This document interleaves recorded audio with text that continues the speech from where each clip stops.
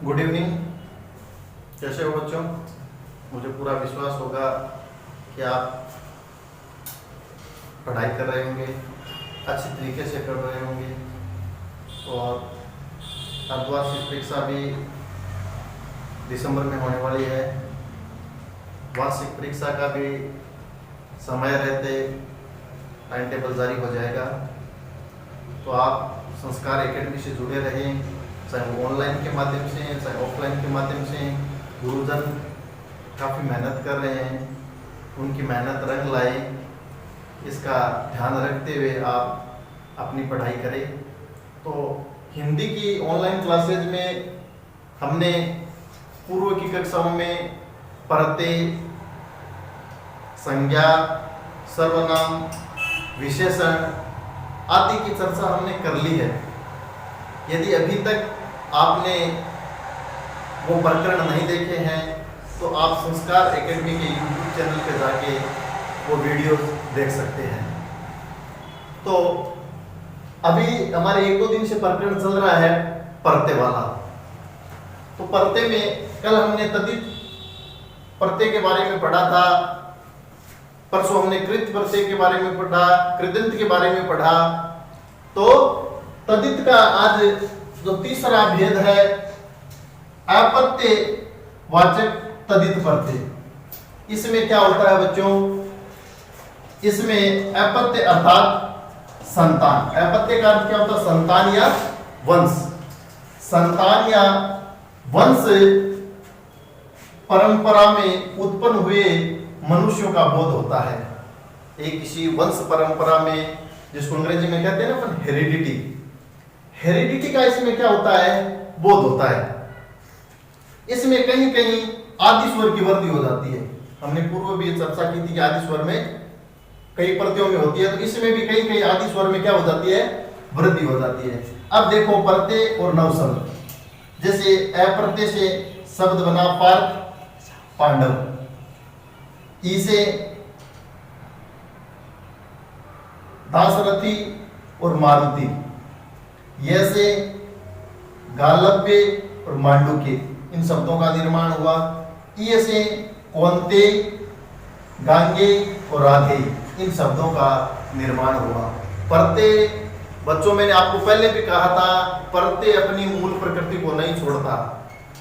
कहीं प्रत्यय में कहीं संधि, समास, कारक किसी का भी नियम नहीं लगेगा। प्रत्यय है वो अपनी मूल रूप में ही रहता है। ठीक है। अब देखो चौथा है पूर्णतावाचक तद्धित प्रत्यय।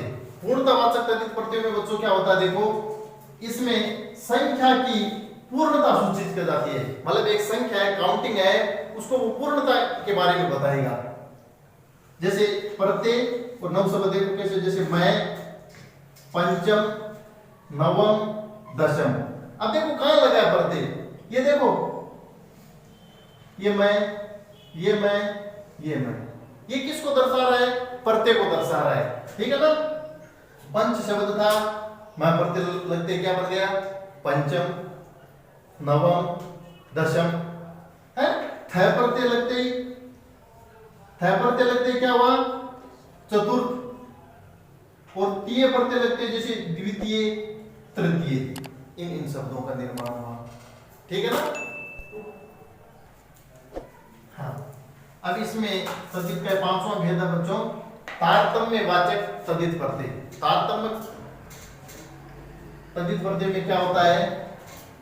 दो या दो से अधिक वस्तुओं में श्रेष्ठता बतलाने के लिए तारतम्य वाचक तद्धित प्रत्यय लगता है। मतलब दो या दो से अधिक व्यक्तियों में क्या बताओगे? श्रेष्ठता बताने के लिए।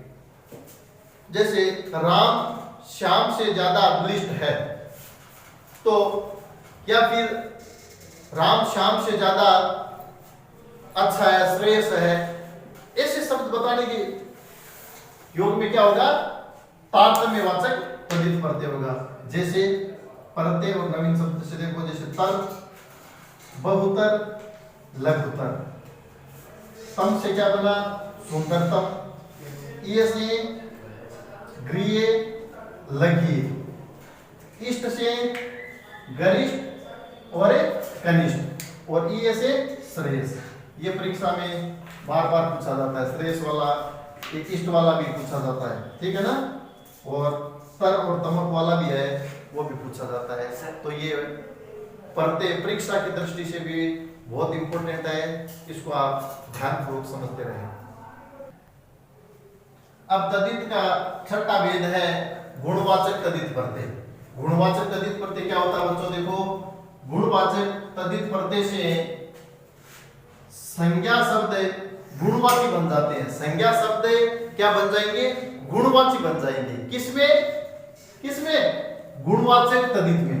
गुणवाचक तद्धित में क्या होगा? संज्ञा शब्द गुणवाची बन जाएंगे। कैसे? जैसे वान प्रत्यय से हमने शब्द बनाया, गुण में वान जोड़ा तो क्या बन गया? गुणवान। धन में वान प्रत्यय जोड़ते क्या बन गया? धनवान बन गया। उसी प्रकार वान में देखो, गति में मान प्रत्यय जोड़ते क्या बन गया? गतिमान। और आयु में आयु शब्द है, उसमें मान प्रत्यय जोड़ते क्या बन गया? आयुष्मान। ते से पाश्चात्य, दक्षिणात्य, आलू से कृपालु और दयालु। मूल शब्द इसमें कृपा और इसमें दया है, ठीक है। और ई से धनी, लोभी। ये परीक्षा में प्राय पूछा जाता है, इंपॉर्टेंट है। फिर देखो बच्चों, एक ध्यान देने वाली बात है, वान और मान। वान प्रत्यय और मान प्रत्यय पुल्लिंग में तो इनके रूप बनेंगे धनवान, बलवान। यदि इसी रूप को हम स्त्रीलिंग में बनाएं तो क्या बनेगा? धनवती और गुणवती। जैसे मान लो स्त्रीलिंग के लिए शब्द होगा तो वहां वो धनवान नहीं बनेगा, पुल्लिंग के लिए आएगा धनवान, और स्त्रीलिंग यदि है तो वो क्या होगा? धनवती होगा, ठीक है। जैसे वान और मान में जैसे गुणवान बनेगा ना, परंतु स्त्रीलिंग में क्या बनेगा? गुणवती बनेगा। इन बातों का आप खास ध्यान रखिएगा, ठीक है। हाँ, अब देखो बच्चों, कल हमने पढ़ा था कि कृत और तद्धित वो प्रत्यय थे संस्कृत के, परंतु हमारे हिंदी में भी माने जाते हैं। अब देखो, हिंदी के भी कुछ प्रत्यय हैं, उनका अध्ययन इस अध्याय में अपन करेंगे। देखो, संस्कृत की तरह ही अनेक प्रत्यय हिंदी के भी प्रयुक्त होते हैं। संस्कृत की भांति हिंदी में भी कुछ प्रत्यय प्रयुक्त होते हैं। ये प्रत्यय कृदंत और तद्धित की तरह ही जुड़ते हैं। किन की तरह जुड़ते हैं? जैसे हमने संस्कृत में पढ़ा था ना, कृत और तद्धित या कृदंत और तद्धित, उनकी भांति ये। परंतु इनमें देखो एक बात है, अलग है, परंतु मूल शब्द तद्भव या देशज होते हैं। मूल शब्द है ना, या तो वो देशज है या क्या है? तद्भव है। इनका अध्ययन हम आगे की वीडियो में करेंगे। तब तक आप संस्कार एकेडमी से जुड़े रहें, लाइक करें, शेयर करें, और पास में आने वाली बेल आइकन को जरूर दबाएं। और इसी के साथ शुभ रात्रि।